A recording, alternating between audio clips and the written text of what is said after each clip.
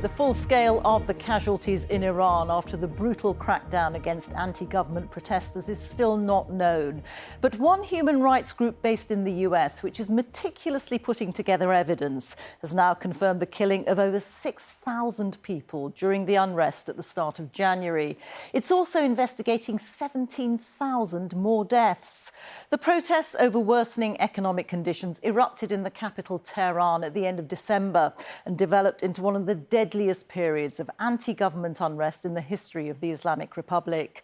There's been an internet blackout imposed by the Iranian regime, but during the brief moments of satellite coverage, the BBC has managed to speak to several young Iranians about their ordeal. Our correspondent Caroline Hawley's report contains videos from the crackdown and some injuries sustained during the protest that you may find distressing. The images emerging from Iran paint an ever more horrifying picture. Witnesses say security forces fired live ammunition from motorbikes and rooftops. They speak of massacres, a bloodbath. No one was violent and no one clashed with the security forces. But on Friday night, they still opened fire on the crowd. We all know someone who was killed in the protests. One human rights group has already identified more than 6,000 of the dead, almost all protesters, though dozens were simply bystanders and more than 90 were children. And the counting has barely begun. It's investigating reports from its activists on the ground of another 17,000 deaths. I think we're looking at systematic mass killing on our hands. I mean, we have looked at preliminary evidence that shows us that there are bodies in morgues that have medical equipment on them, and yet they have bullet holes in the middle of people's foreheads. Security forces have also raided hospitals searching for injured protesters, and among the tens of thousands arrested are doctors who treated the wounded. This surgeon reported to have been beaten up when he was detained from his home. No wonder many of those injured are too frightened to go to hospital. This woman was treated at home by volunteer medics after she and a friend were shot. People helped us and we got into a car. I said, just don't go to a hospital. In the following days, we found doctors who looked at our wounds and gave us antibiotics. Among those killed, some faces stand out, like that of this influencer known as Baby Rider. Her family is said to be under pressure from the authorities to say she died in an accident on her bike. But a close friend told the BBC the 19-year-old had been shot by the regime.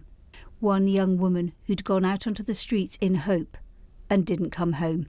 Caroline Hawley, BBC News. Well, President Donald Trump had threatened Iran with military action in response to its brutal repression of the mass protests. But while he's backed away from immediate action, the US has been beefing up its military presence in the region, with the USS Abraham Lincoln aircraft carrier being the latest arrival, as Jonathan Beale now reports. America, the world's most powerful military, has already shown it can strike Iran. Last June's Operation Midnight Hammer targeted its nuclear facilities. The question now, is the US getting ready to hit Iran again? The recent arrival of a fully loaded aircraft carrier, the USS Abraham Lincoln, accompanied by 5 destroyers in the region, certainly provides the president with options. The US already had a significant military presence in the Middle East, with bases in Qatar, Jordan, Saudi Arabia, the UAE and Bahrain. But over the last few weeks, there's been a significant build-up. These include the arrival of more fighter jets, including F-15s, to Jordan and Qatar.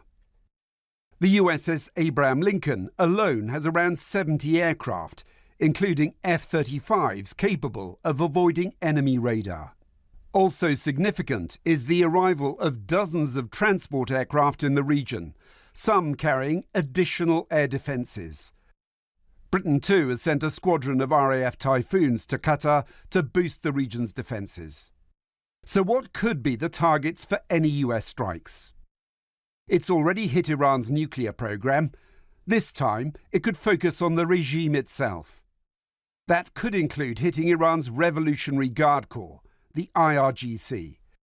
Or the US could target the country's leadership, I suspect I would fall into being quite cautious if I were advising the president now, because of the unpredictability of what would come next if the Islamic Republic fell. But at the same time, there is a sense that this is a different moment and that we could be witnessing the final death throes of this current regime.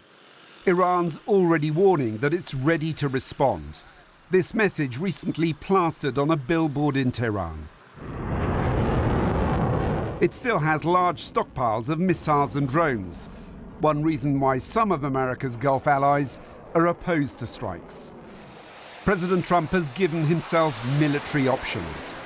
What's still not clear is whether he's going to use them. Jonathan Beale, BBC News.